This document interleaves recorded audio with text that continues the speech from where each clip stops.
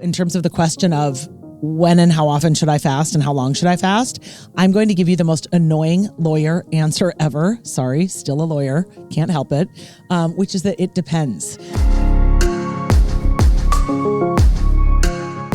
Hi, everyone. Welcome back to the Energetically Efficient Show. I'm Kristin Rowell, and I'm so excited to have you here with me today.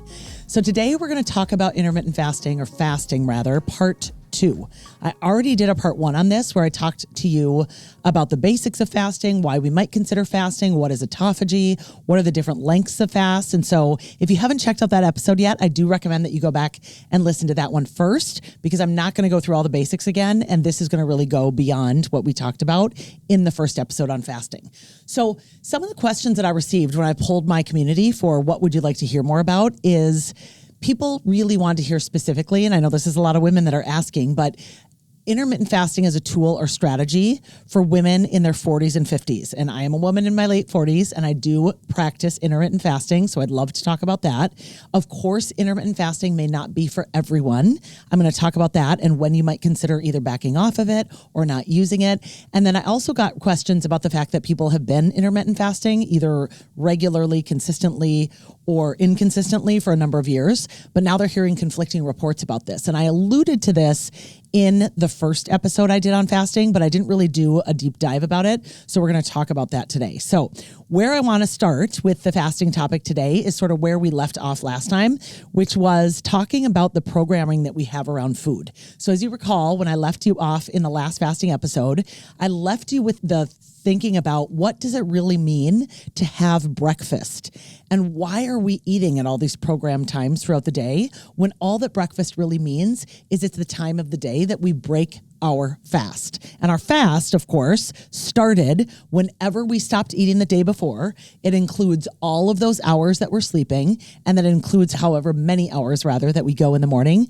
until we finally eat our food. So remember, 12 hours is fasting, but anything beyond that can be sort of a bonus as it relates to fasting. So I get this question a lot, like, honestly, Kristin, how often should we fast? Like, when should I fast? How often should I do it? Should I do it every day? Should I cycle? I've heard questions from people about, don't you want to confuse your metabolism? There's all sorts of funny sayings out there and anecdotes, and people have different experiences of fasting. So I'm going to give you, in terms of the question of when and how often should I fast and how long should I fast, I'm going to give you the most annoying lawyer answer ever. Sorry, still a lawyer, can't help it, which is that it depends. But the truth is, and I was trained in nutrition at the Nutritional Therapy Association, and one of the things that we emphasize from the beginning of the course and the beginning of that program, and I now sit on the board of directors of that organization and am getting a second credential through that organization, what we really focus on at the Nutritional Therapy Association, and I believe this is so important for everyone to hear,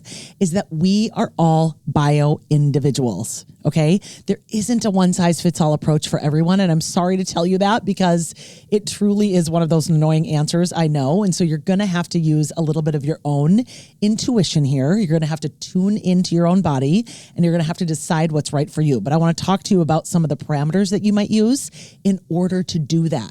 So when I think about when, how often should I fast, how long should I fast, etc., I'm looking at a variety of factors, okay?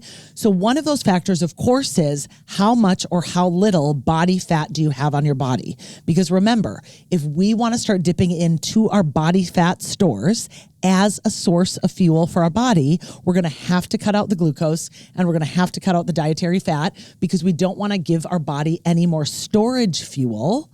Because if we give it more storage fuel, all it's going to do is continue to store more fat on the body instead of use that body fat. So one of the things I'm going to look at is how much body fat is on the body. Another thing I'm going to look at is, what are my average blood sugars? And this isn't something that you can just guess or pick out of a hat. It's one of the reasons, and I apologize because my sticker's coming off a little bit, that's called too much sweating, too much sauna, and I've had the sticker on for a little bit. So this is my Stelo, I think that's how you pronounce it, or Stelo, Stelo, continuous glucose monitor that I purchased. I recently got one of these specifically because it has integration with my Oura Ring app, which is one of the most important tools that I use to understand my metabolic health. So by using something like the Stelo, you could use the NutriSense. I also love that one. You could use any other number of continuous glucose monitor brands. There are tons on the market now, thankfully. There's also the Levels that's been around for a while and lots of other different sensors.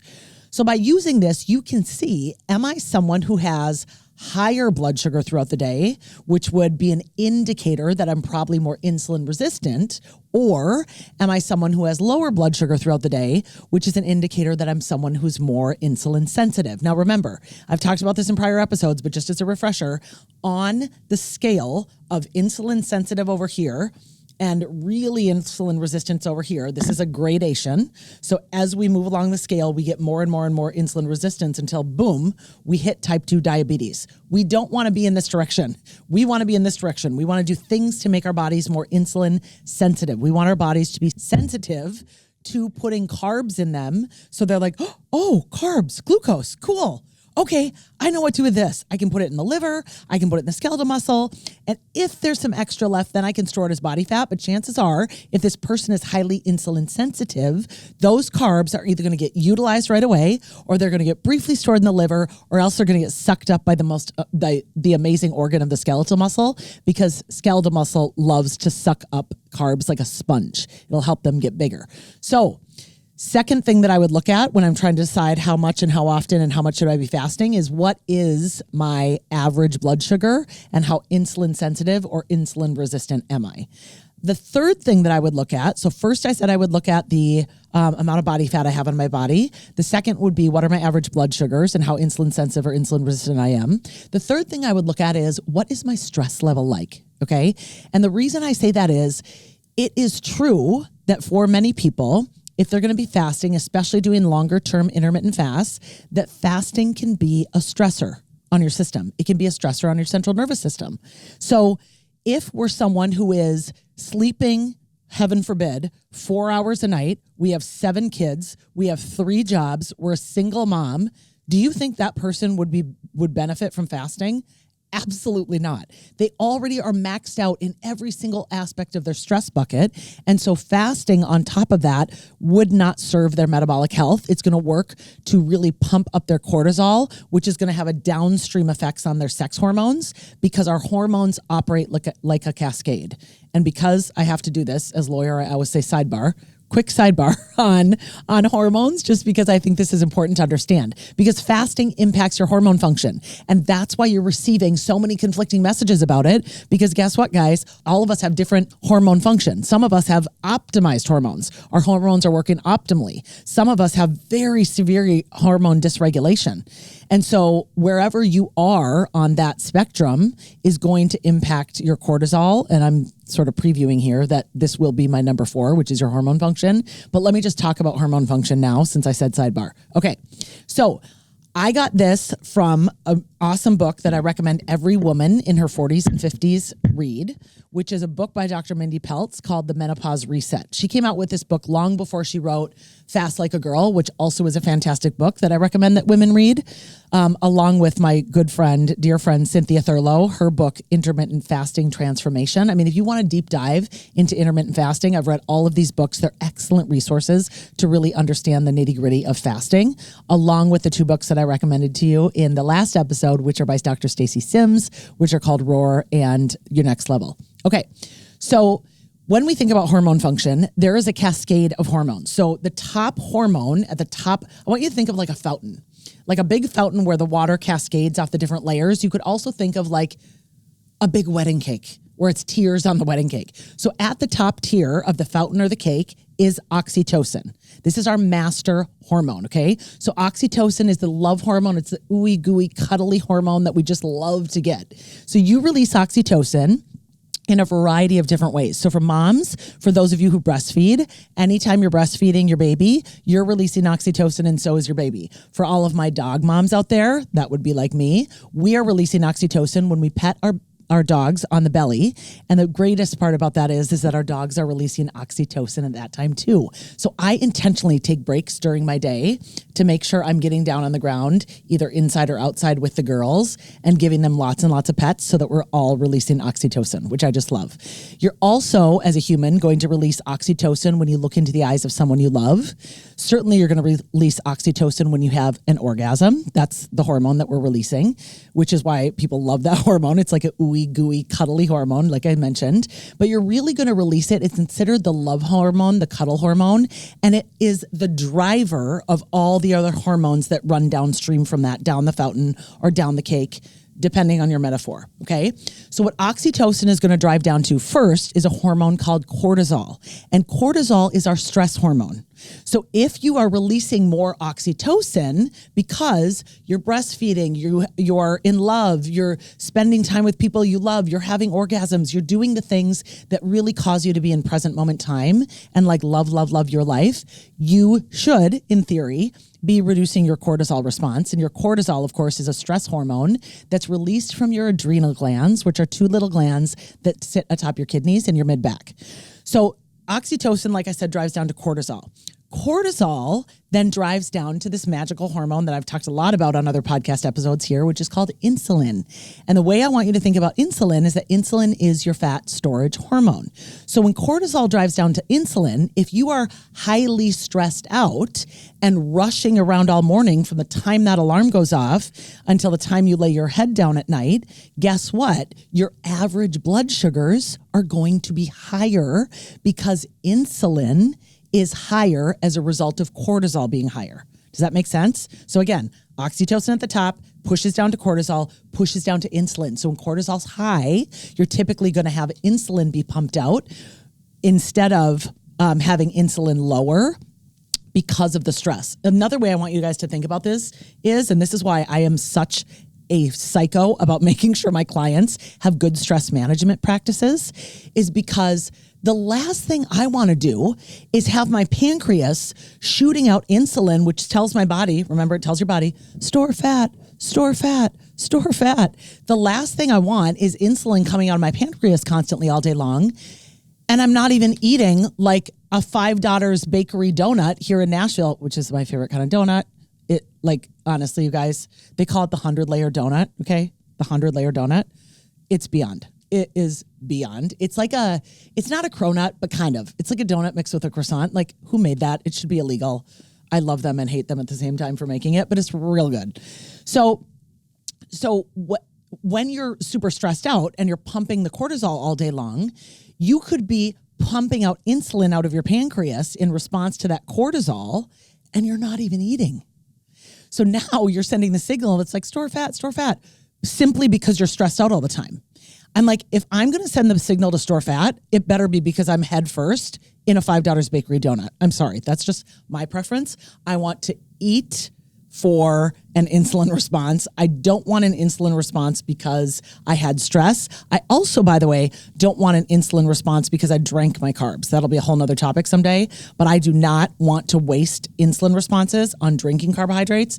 It's why you won't catch me drinking juice. It's why I'd never drink a soda. It's why I don't drink things like these insanely sugary, complete garbage things like Naked smoothies, like that brand, Naked Smoothies. Just read the carb count. Do yourself a favor and never drink those again. Okay, so that's my sidebar thing about hormones. So we said oxytocin, then pushes down to cortisol, then pushes down to insulin. And then guess what comes after that at the bottom of the fountain? All of your sex hormones, estrogen, progesterone, testosterone, okay? So here we are as women in our 40s and 50s, for those of you who asked this question and wanted me to speak to fasting specifically. And we're already starting to go through these hormonal changes. So the first thing I tell women when we're working together on fixing their hormones is, hang on a second, hang on. We've got to get all of these three top-down hormones working properly first so that we can optimize everything we can at this stage for your estrogen, testosterone, and progesterone. Those hormones are directly affected by what's going on with insulin, which is directly affected by what's going on with cortisol, which is directly affected by what's going on with oxytocin. So I see a lot of people, and listen, I'm a huge fan of hormone replacement therapy. I started it a year ago. I love it. I'm glad that I'm on it. And if I'm really honest, I am one of these individuals who had to learn a lot of this the hard way because I was going too hard on cortisol for so many years. I was doing too many things that caused stress in my body, like waking up at 5, running long distances in 0-degree weather, then lawyering all day, then maybe doing another workout. Then I was just running my body into the ground too much. So that, of course, affected my sex hormones. I had a very irregular cycle for a very long time because I was stressing my body too much. So someone in that state probably isn't a great idea to be doing longer fasting, right? I had to learn this the hard way, like I said, because I was doing some longer fasting at that time because I didn't know any better. So it was affecting downstream my sex hormones. So by backing up, when I told you how long and how often should you intermittent fast, when I said I want you to look at first, how much body fat do you have on you? And then also what's your average blood sugar? And then also what's your stress? And now we're obviously talking about, I've sort of sidebar moved into number 4, which is what's the state of your hormone function. I wish I would have known back then, boy, Chris, you don't get regular periods. In fact, you're real regular. Maybe there's something going on with your hormone function and you should be looking upstream. But this was, guys, when I was headfirst into lawyering and marathon running and bodybuilding and all of those before I woke up and went back to school for a lot of these things. And I didn't understand how much I was impacting my hormones at that time. So there could have been a lot I would have done differently then. And I am sharing this with you in part because I want to make sure that you don't make the same mistakes that I did. But if you are here as a woman in your 40s and 50s and you're still trying to sort out with everything I've said, okay, but I still don't understand, Kristin, when and how often should I fast? I want you to look at those 4 things for yourself. And then I also want you to consider setting sort of a schedule that either aligns with your cycle if you're still cycling, and you can read the book Fast Like a Girl to learn more about this. The short version is, the best time to fast is the day you get your period and for those next 9 days. And the worst time to fast is the week right before your period. And you also want to back off fasting a little bit when you're ovulating. But we can do a lot longer fast the week that we start bleeding because you can be in more of a ketogenic state, a fasting state, especially if you have excess body fat on your body. So I hope that that's helpful. Okay. So I recommend that women start with I'm going to take 30 days and I'm going to run an experiment. I've been on stages across the country talking about this. I've given a talk on this before, which is, I think it's so interesting how often, and I'd say I'm guilty of this in the past too, but how often we look to others for answers rather than figuring out the answer within ourselves by, and what I mean, hear me when I say this, by conducting experiments on ourselves. Okay. So if you listen to my episode on creatine or listen to it, I'm not sure when that episode comes out, you'll understand that one of the things I talked about in that episode was I did a 3-month experiment on myself taking creatine to see what benefit I would notice, right? I did a DEXA scan. Then I started taking creatine for 3 months. Then I did another DEXA scan.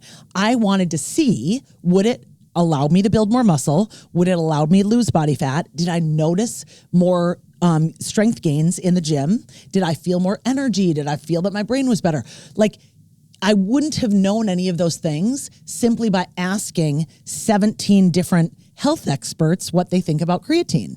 I figured that stuff out for myself because I did an experiment. So that's what I want you to consider doing with fasting. So maybe what you do is you take a 30-day period. And I think 30-day experiments are great because it typically is enough time to really learn a lot about your body, but not too much time where you're so bored with the experiment that you're like, ugh, I just want to quit this. So what you could consider doing is set a schedule for yourself. And I've done this with many clients. I'm like, look, if you feel like you've been intermittent fasting for a long time and you feel like it's been working for you, but maybe you've noticed a plateau, or maybe you're going through a really stressful period and you feel like you need to back off the fasting, whatever your particular issue is. And so again, I want you to tune into your intuition and answer those questions for yourself.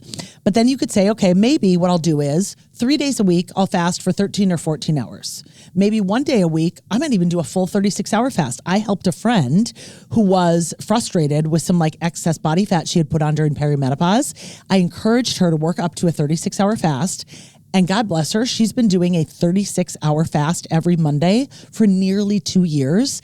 And it's allowed her to take off the weight and keep off the weight while maintaining her lean muscle tissue. And I should also mention about that, and I'm sorry I haven't said that yet. The other thing you guys got to realize is when we are in a fasted state for as long as 36 hours, we're for sure in ketosis at that point because you haven't had any glucose, any dietary fat. Your body's now burning body fat. You're using ketones as a fuel source for fuel.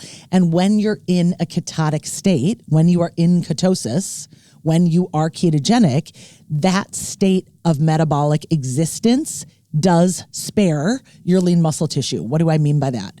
It means as long as you're producing ketone bodies, your body is not going to look to your muscle to start cannibalizing your muscle tissue to break it down for fuel. Because that is one of the consequences that some people can have happen to them if they're doing this. I'm not in ketosis, but I don't want to eat. But okay, maybe I'll have like a snack of some kind of food and I'll just really, really lower my calories. And I always say, wait. That's just like 1 foot in, 1 foot out. If we're going to fast, we have to really fast so that we get into ketosis.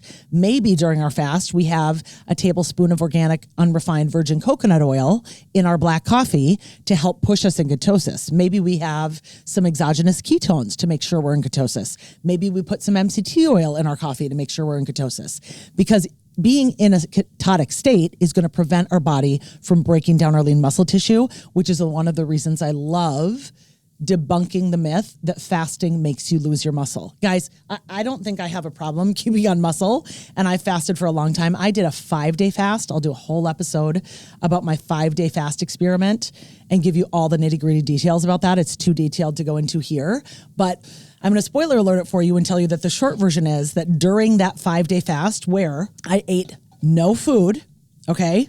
Now, keep in mind, I wanted to make sure I was in ketosis, so I did supplement my fast with some exogenous ketones just to make sure I was really, really deep in ketosis. And I did have either a little bit of coconut oil or ghee or butter or something each day, like a tablespoon or so, just to kind of take the edge off if I felt like it was really stressing my system. But in that fast, I lost body fat, of course, I got down to virtually zero visceral fat, which is the most dangerous fat. It's the fat around your organs. And I actually gained muscle. And people don't want to hear me say that because they're so convinced that fasting is so bad for you. And I'm here to tell you, if you are metabolically flexible and your body knows how to get back into ketosis and you can get into a ketogenic state, you don't have to lose muscle when you fast. Now, can you overdo it? Could you fast too much? Could you fast too often? Could you not eat enough? And then all of a sudden start to break down your muscle tissue? Yes. But again, this is why everything is bio-individual and why I very much recommend to my clients and any of you listening, please consider doing a DEXA scan at least once a year, getting bod pods if DEXA scans aren't available in your area. Do something that allows you to conduct a 30-day experiment to say, how did this go for me? Oh, wow. In my 30-day experiment, where I did one 36-hour fast per week, maybe you only did 2 36-hour fasts in that month. Maybe you do it every other Monday or every other Sunday or whatever day you choose that you want to fast all day. Or maybe you say, I'm going to do 1 week where I fast until, 1:00 p.m. every day. And then the next week, I'm not going to fast at all. I'm only going to take 12 hours off of eating. And I'm going to really do this consistent with what my menstrual cycle is.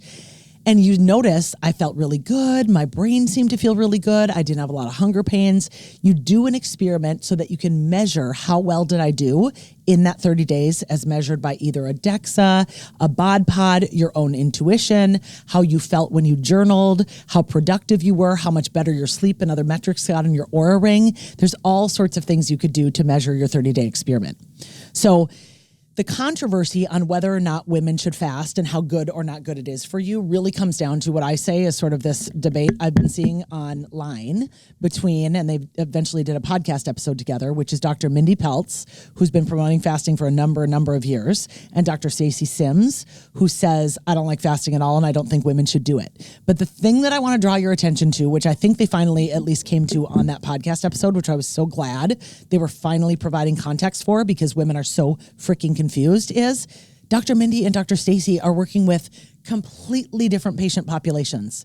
Dr. Mindy's patient population typically is a woman who has a lot of excess body weight, who's hanging on to a lot of excess body fat and wants to lose her body fat. Dr. Stacy Sims is typically dealing with a very lean athlete. These are two totally different women, and the fasting recommendations for those two totally different women is totally different.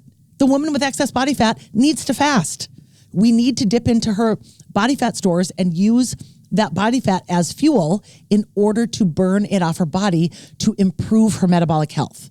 So that's why I say I want you to go back to the questions of how much body fat do I have on my body? What are my average blood sugars? And within that is how insulin resistant or insulin sensitive am I? What are my stress levels? And then what is really the state of my hormones? Because if we ask ourselves those 4 questions, we'll be able to lean into, okay, what is the best fasting protocol for me? And how should I be approaching fasting at this time in my life? And I hope that makes sense, and I hope that's helpful. I would like to go over some of the benefits of fasting because I do think that this gets lost in a lot of the noise around fasting, especially with a lot of this recent news that's saying we shouldn't fast, we shouldn't fast. If you are an extremely lean woman who has very low body fat, who is used to using carbs for fuel, and who doesn't need and has a lot of stressors in her life, then you're probably someone who doesn't need to be practicing fasting, certainly not longer fasting. But I will say, I encourage even those women to learn about fasting as a tool for longevity. And the book that I would recommend that those women or anyone else listening to this who is not sure whether fasting is right for them is called The Art and Science of Low Carbohydrate Performance. And I just want to tell you a little story to help contextualize why I'm recommending to you this book. And what that book did for me was to get me to start saying, hang on a second. Why have I run all of these marathons? And I was under the impression that I had to consume these massive amounts of carbohydrates in order to get me ready for these marathons. Why was I eating all of this pasta the night before a marathon? Why was I eating oatmeal or bagels or bananas or all of these carbohydrate-laden foods in the morning before my race? It was a program that I had been taught from the beginning of when I started marathoning that if you want to run long and run well, you obviously need to fuel yourself with carbs. Well, this was completely, my world started to turn upside down about this very topic after I fell in December of 2013 and broke my right leg in 10 places. Now, at the time that I did that, and you can go back to my original episode on my story if you want to hear more about that, but at the time that I had that fall, I had just started to turn the corner around this. I don't know if all these carbs are good for me. And the reason I say that is that I had gotten divorced in May of 2012, and about 2 weeks, maybe 3 weeks, I think, after my divorce was final. It was final on May 2nd of 2012. I remember the date. And I ran the Fargo Marathon that May. So I want to say the Fargo Marathon was like the 2nd or 3rd Sunday of the month, whatever. Maybe it was the 24th. And in that marathon, I remember I ran a 3:24, which was not my fastest at that time, but it was a decent weight. Or a decent time rather. I had been running around 3:35 kind of leading up to that. And I was excited to break the 3:25. And I remember my ex-husband, shout out to him, who texted me after that marathon and said, wow, it's amazing how fast you can run without a 200-pound monkey on your back, which I thought was kind of a funny thing for him to say. And I'll never forget it. So in any event, I had a really good race that day and I was just sort of high on life and I loved it. But I was what I call at the peak of my carbohydrate fueling for that race. Now, I do remember that the night before, my running group and I had been at some random Italian restaurant in Fargo, and there was some sort of intuition in me that when I ordered my pasta, I was like, you know what? I want to order chicken with it, and I think I'm going to eat more of the chicken and the vegetables that are in the pasta, and I'm not going to eat a ton of the pasta because I've just sort of started to notice that my tummy doesn't feel that good when I do that. It was just something I was picking up on, and so it was an intuition that I started to tune into. But because I had done all of my long runs up until that point and all of my prior marathons up until that point, I think Fargo must have been my, gosh, I don't know, 13th, 14th, 15th marathon. I'm not sure. I've run 25 of them, so I lose track at what one I was at that point. It might have been as close to 20. But in any event, I'd run all of those carb fueled. So I still had this programming around, okay, well, I've always taken these goos during every marathon, so I need to make sure I'm having a goo during, my race. So I literally, you guys, and I just think this is so sick because of what I was doing to my poor gut and why I felt like such garbage after that race, even though I was high about my time. I took one of those goo packets, and anyone who's a runner knows what I'm talking about. I took one of those goo packets during that race every 5 miles. Okay, every 5 miles, including before the race started. So imagine I had pasta and some other, that the night before. I'm certain I ate some sort of breakfast with a bagel or something. I really don't remember. And then I had a goo.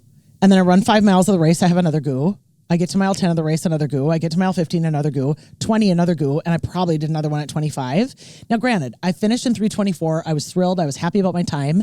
And then I ran straight into a biffy because I had such digestive distress, AKA diarrhea. And like, I was just wrecked. My gut was wrecked from all of that sugar. We aren't supposed to consume that much sugar, guys, even when you're running a marathon. So then, lo and behold, I go forward the rest of that year, and I can't remember whether I ran a marathon that fall. I've got a list of my marathons somewhere. I'm just racking my brain trying to think of what I would have done in the fall of 2012. It probably was Twin Cities. I think it was, but I'm not sure. Maybe I didn't run one. In any event, doesn't matter.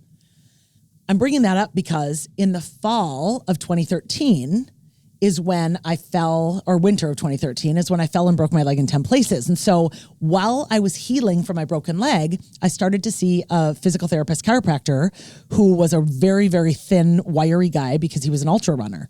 And so he'd be working on me and helping me do this PT and working on like adjusting me. And I started to talk to him a lot. His name was Dr. Travis McCarthy. Shout out Travis if you're listening. And he would tell me, because I said, I've run a lot of marathons, but I said, this whole thing you do with like 50K and 100 mile, whatever, 50 mile races, 100 mile races is literally insane to me. And I have zero interest in doing it. So he would laugh and I would ask him, I'm like, what do you eat? Because I did these goos and I had all this gut rot and I can't imagine running longer and taking all these goos. He's like, no, I'm not, I don't eat a bunch of carbs. I'm eating fat. And I was like, huh? What do you mean you're eating fat? And he was saying, I'm eating things like macadamia nuts. I'm eating like packets of nut butter. I'm eating coconut oil. He's eating fat that fuels himself because fat, if you picture a fire, and everyone in this listening to this knows what it looks like to either has created their own fire, been around someone who starts a fire. You have logs that you put on the fire, and underneath those logs, you've got sticks and you have newspaper, right? And I always tell people that carbs are just like the newspaper and the sticks on the fire.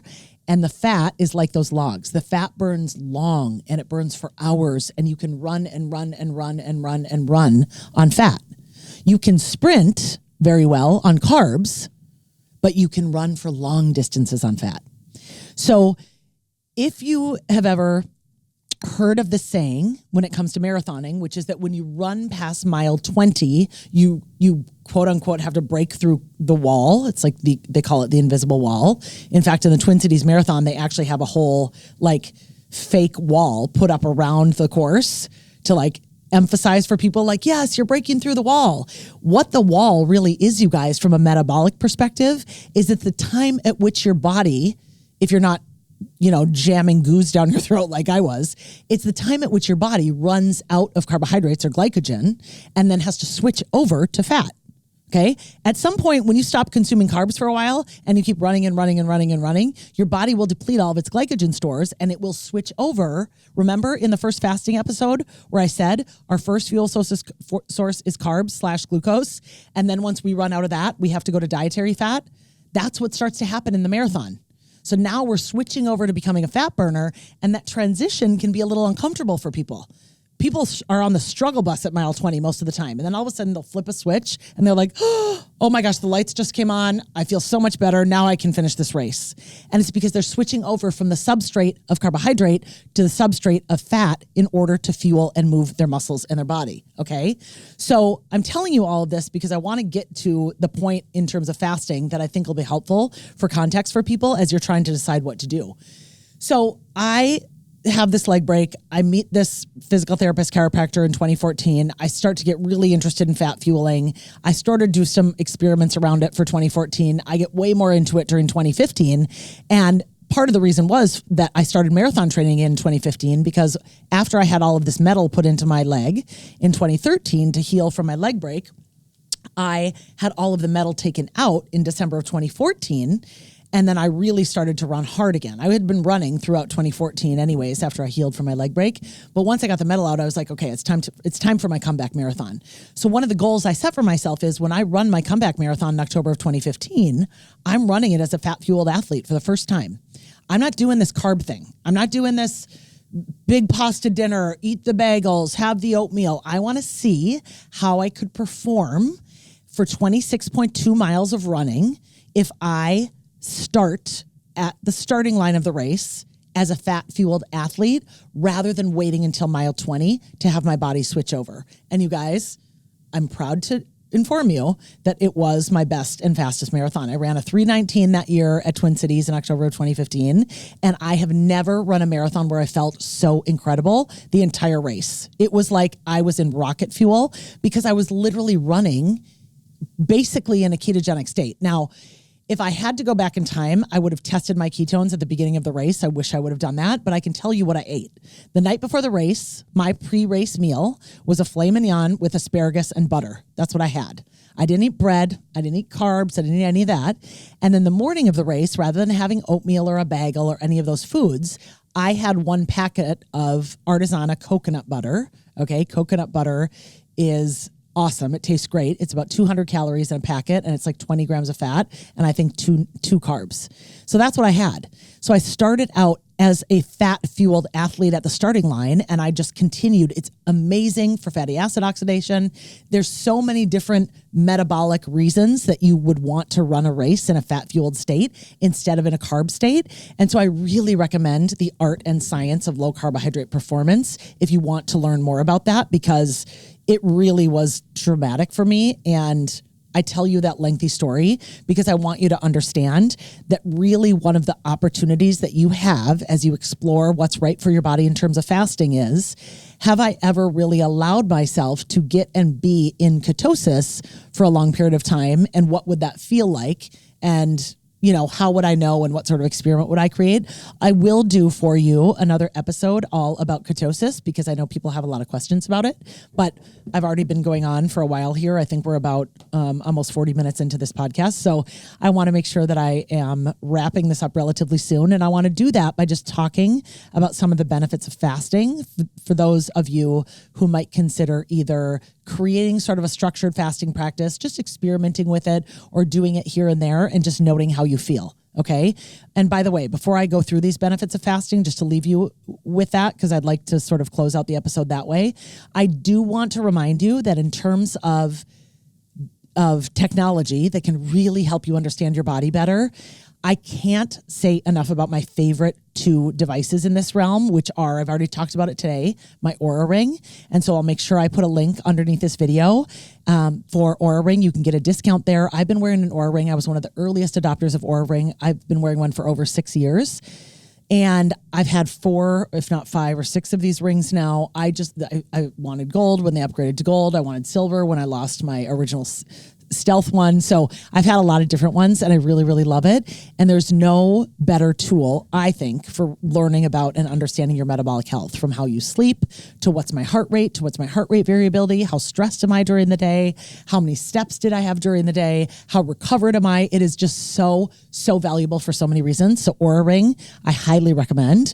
And then the other device, which I've already also talked about that I can't say enough about, is this Stilo continuous glucose monitor, or just any glucose monitor. The reason I like this one, like I mentioned, is it does integrate with the Oura. So I love that they have that functionality together, but you could get any sort of continuous glucose monitor and learn about your body in terms of experiments, from what does make my blood sugar go higher, what does make my blood sugar go lower.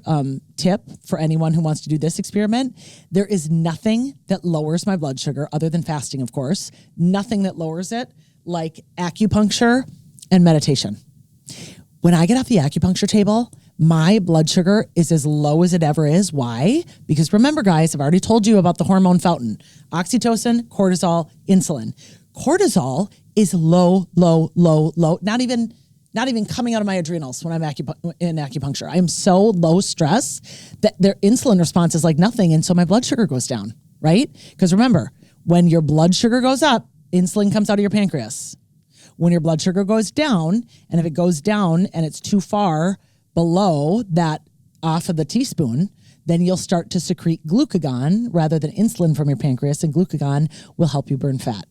There's a whole other episode I did about that, which is why or how we get fat. Make sure you listen to that one if you haven't already. Okay, so Lana and I talk now about the benefits of fasting because these are some of my favorites. I'm just going to look back at my notes after I have a sip of water here because I've talked about a lot of them already, but I just want to go over them one more time for you. Okay, so obvious benefit of fasting, especially if you have body fat to lose is that fasting can help you lose weight. It really can help with fat loss. It also can improve your insulin sensitivity because, of course, you are now teaching your body how to become more metabolically flexible. We're going to burn off all the glycogen, which is stored glucose. It's stored carbohydrate. We store glycogen in our liver. We store glycogen in our skeletal muscle. And then any other stored glucose that we have that's more than our liver can hold and more than our skeletal muscle can hold goes into our adipose tissue, which is our fat tissue, as the storage form, which is called triglycerides. It essentially is like blood fat. Okay, so it's going to improve your insulin sensitivity. It's going to train your body how to burn its own fat for fuel, of course, because of the reasons I just described. It's going to, of course, once you get into that fat burning state, it's going to allow your body to produce ketones. So that's an excellent reason to consider fasting. Here's one I haven't talked about, and this has been very impactful for me. It helps to break your emotional distortions around food. I remember the first time I did a 36-hour fast, certainly the first time I did a 72-hour fast, and definitely when I was in my 5-day fast. There is nothing like forcing yourself to go without food for a period of time that will make you more aware of your habits around eating when you are not hungry. Okay? So we have these emotional distortions because many of us, me included, and I'm sure many of you, food in our society is used for emotional reasons, both good and bad. Food is pleasure, which is amazing. I'm not saying we should never have pleasure around food. I get pleasure around food every single day. I love food. And there's lots of good foods that are good for me that give me pleasure. There's also bad foods for me that give me pleasure. And I hate using the term good and bad because nothing really is good or bad. It just is. But, I'm not sitting here, and I don't like pizza. Pizza's not one of my go-to foods. So I'll use pizza as an example. I'm not sitting here eating some sort of large, gross, bad for me Domino's pizza every day, right? If I was, there's probably some underlying emotional reason that I'm doing that because I intellectually understand it's not good for me. It does nothing for my it doesn't give me any nutrient density. It doesn't help my brain. It doesn't help my skin. It doesn't help my gut. It doesn't help my metabolic health. Like there's nothing good about it. So if I was continuing to make decisions around that, or let's say I was eating that when I wasn't hungry, it would have to be for an emotional reason. Right? So it forces you to take a look at how often do I really go in the fridge or the cupboard for reasons other than hunger? Do I go there for habit? Is it because I'm bored? Is it because I'm trying to reduce my stress? Is it because I had a fight with my husband? Is it because I'm mad at my kid? Is it because I don't like my work thing? Whatever. I had a fight with my parent. It doesn't matter. I mean, I always give this example to clients, when I was, younger, and I'm sure a lot of you had this experience, it's like anything, you're crying, your parents give you a snack, like, oh honey, let me get you a snack. It's like what I do with my dogs. I want to give them a treat, right? We celebrate in positive ways, having cupcakes at birthdays, having cake at birthdays, having celebratory food things. And then also, if we're sad, what do? We eat ice cream. Our parents give us cookies, like they want to cheer us up. So it's so programmed in our society to eat for so many reasons that we're not hungry, and fasting forces you to take a look at those for you. So that's another benefit, I would say. Fasting also helps you sharpen your mental focus and clarity, which has been huge for me. I noticed that definitely. It increases your energy. I want you to think about when you're fasting, just go back to our caveman type of lifestyle. Go back to thousands of years ago. Why would we be fasting? We would be fasting because we don't have food. That's why we would have fasted. Now, we never have to fast because we have literally tens of thousands of calories sitting in our cupboard or in our fridge at any given time because we live in a land of abundance. When we didn't live in a land of abundance, fasting was, food was scarce. And so what would happen in that circumstance? Well, as the human who's got survival mechanisms in their body, who has a biology that's driven to be wired for survival, you would start producing ketones, start having your brain be very acute if you went without food, because you have to be very precise, for example, with your bow and arrow to be able to kill that animal, to bring that animal back for yourself and your family, to be able to survive, to eat that animal for survival. So you would have an increased mental acuity, sharpness, and an increase in energy and mental focus in order to be able to survive. And so it's a built-in survival mechanism that we have when we are fasting. It also, and I think this is one of the biggest benefits I also haven't talked about, other than my crazy Fargo marathon story from 2012, it gives your digestive system a break. I tell clients who have major digestive issues, whether it's some sort of IBS they're dealing with, some sort of ulcerative colitis, I have clients that have a host of different digestive issues. We work on a particular fasting program for them so that they can give their digestive system a break and allow those tissues, those cells, those organs, those glands to heal. We can give them healing powers by giving them a break so they're not having to work on overdrive for us all the time. I talked about this in the first episode. It creates autophagy. Autophagy is simply self-eating. We're going to eat up those dead, decrepit, older, diseased cells that we don't want hanging around. I certainly don't want cancer cells hanging around in my body. And so we're going to give ourselves an opportunity to get rid of those, to destroy them, and to get them disposed of within our bodies. Also, I haven't talked about this, but the last two things I'll say about fasting, which I just love, is fasting saves you money. Guess how much money I spent on food during my 5-day fast? Yeah, you're right. $0. $0. So when I hear from people that they complain that organic food is expensive, grass-fed, pasture-raised, oh my gosh, Kristin, all this stuff you recommend, it's more expensive. It is. And if you engage in fasting practices along with eating well, it all comes out in the wash, right? I would rather have you do that and spend more money purchasing the organic raspberries than eat the raspberries that are filled with herbicides and pesticides and do your cells a favor so that you can age well and live long and healthy. Okay, and last but certainly not least, and I know that you will laugh when I say this one because it is my brand, is that fasting makes you more efficient with your time.